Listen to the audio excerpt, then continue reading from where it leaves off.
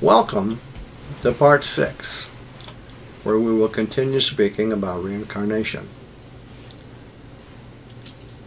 Now, many who do not believe that humans reincarnate at all quote the Judeo-Christian Bible, which tells us in the book of Hebrews 9:27, quote, "And as it is appointed unto men once to die, but after this the judgment," end quote. Those who have an understanding of reincarnation, however, would not disagree with that statement. No one returns here in the same physical body to relive the same existence that they've just completed. That particular human person in that particular physical body is born once, lives once, dies once, and then from a higher level existence examines that life to evaluate or judge where goals were met, lessons were learned, and conversely where there's need to try again in a subsequent lifetime when they will be born into a new body with a new name as a completely different person. It has been said that parts of the Judeo-Christian Bible did, at one time, contain numerous references to reincarnation, but that those parts which could be recognized as such were removed by rulers who had the power to do so. Some say it was done because a certain ruler or his wife did not believe in reincarnation. Some say it was done over a longer period of time so that the rulers of those times could maintain greater control over the people through their religious beliefs. Others think that perhaps it might have been a bit of both. There are still several references to reincarnation in the Judeo-Christian Bible today, although they're not as easily recognized as the more direct references which some claim have been removed. For example, it was customary in the time and the society within which the Master Jesus lived for the people, knowing and accepting of the doctrine of reincarnation, to speculate among themselves about what might have been the past identity of the teachers and avatars that were living in that day and time.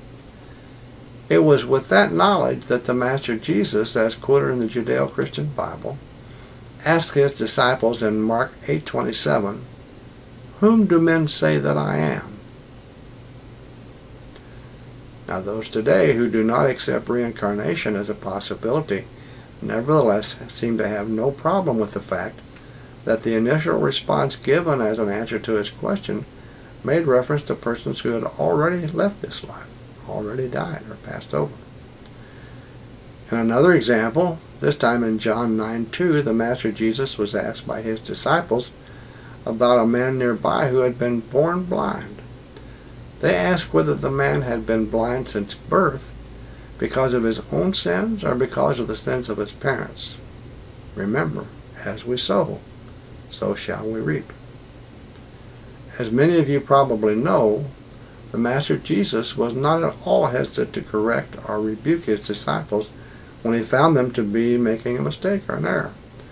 Please note that if the man was blind from his birth, how could he have been born blind because of his own sins unless those sins had come from a previous incarnation? The Master Jesus, if there were no such thing as reincarnation, would not have let such a serious oversight on their part pass without correction. However, he did not correct them, but simply explained that this man did not meet the normal rule of criteria for such things, but was an exception who had been born blind so that the power of God might be made manifest in him through his being healed. Jesus then healed the man's blindness. Some may quote what they feel are additional examples of reincarnation, but for the author, these are sufficient to give the general idea. Scriptures such as these may have been the reason for the creation of the doctrine of original sin, perhaps, in order to try to explain that which is already very clear to those who understand and accept the concept of reincarnation. Although in many Eastern cultures, belief in reincarnation is accepted as a part of life, there have also been, and I suspect still are, a number of well-known persons in the so-called Western world who believe in reincarnation. Although there may have been only a few of them who talked or wrote openly about such beliefs, the idea did appear from time to time. The speaker believes that the following is such an example. It's the epitaph of Benjamin Franklin, a man who played a significant role in the establishment of the United States of America. Young Franklin wrote the epitaph himself when he was 22 years of age. Now, later in life, however, he decided that a more simple inscription, Benjamin and Deborah Franklin, 1790, be used instead. The original epitaph, however, that he wrote as a young man, read as follows: "The body of B. Franklin, printer, like the cover of an old book, its contents torn out and stripped of its lettering and gilding, lies here food for worms. But the work shall not be lost, for it will, as he believed, appear once more in a new and more elegant edition, revised and corrected by the author." I believe that most people would agree that this epitaph, written by Franklin early in the adult years of his life, is a not-so-subtle reference to reincarnation, the author, of course, being God. There are, of course, those who would not accept the idea that one of America's founding fathers could have held a view so unlike their own beliefs. Excuse me. Fortunately, the world is big enough to hold everyone's views on this often controversial subject. There is another non-biblical and perhaps more subtle example by a well-known author. I'm particularly partial to this poem. It's hoped that you'll enjoy it also. It's a poem by Oliver Wendell Holmes titled "The Chambered Nautilus." It's been included here to give you the opportunity to read and enjoy it, or really, in this effect, hear and enjoy it. I'll read it to you now. "The Chambered Nautilus." It goes like this: "Build thee more stately mansions, O my soul, as the swift seasons roll. Leave thy low-vaulted past.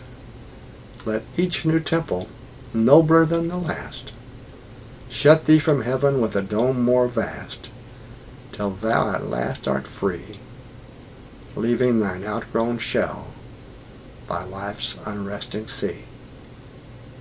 Oliver Wendell Holmes.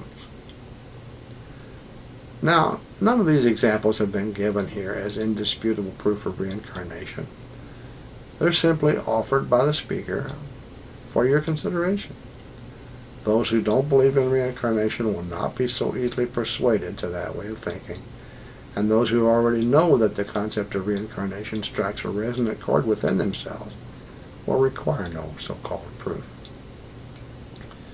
Perhaps the information given here regarding the subject of reincarnation can also be of help in understanding finally a question that has deeply puzzled much of the so-called Western world for millennia. That question is this: why do bad things seem to happen to good people? We've all known someone who by all appearances has lived life as a reasonably good, decent person, but has suffered through many serious difficulties. The concept of reincarnation helps us to understand that such difficulties can come as a result of problems from a previous lifetime to the one being now lived. These difficulties don't come as punishment, but as a means of helping us to learn some of life's more difficult lessons. The law that says, "As you sow, so shall you reap," does in fact hold true. The harvest being reaped, however, may simply have come at a later time and in another subsequent lifetime under circumstances where the lesson needed can be learned at a time and in such a way as to have the greatest possible benefit. For now, I believe that we've adequately covered the general subject of reincarnation for the purposes of this particular session about the nature of life. If these discussions have also given you a greater understanding about the overall nature of our lives here, and if they've helped to answer for you some of life's more perplexing questions, then perhaps we have indeed been able to shed some light on this aspect of the very important and complex phase of our existence in the physical world that we call life. I thank you for watching. In session number 7, we'll begin by talking about the spiritual aspects of some of society's institutions. Again, thank you.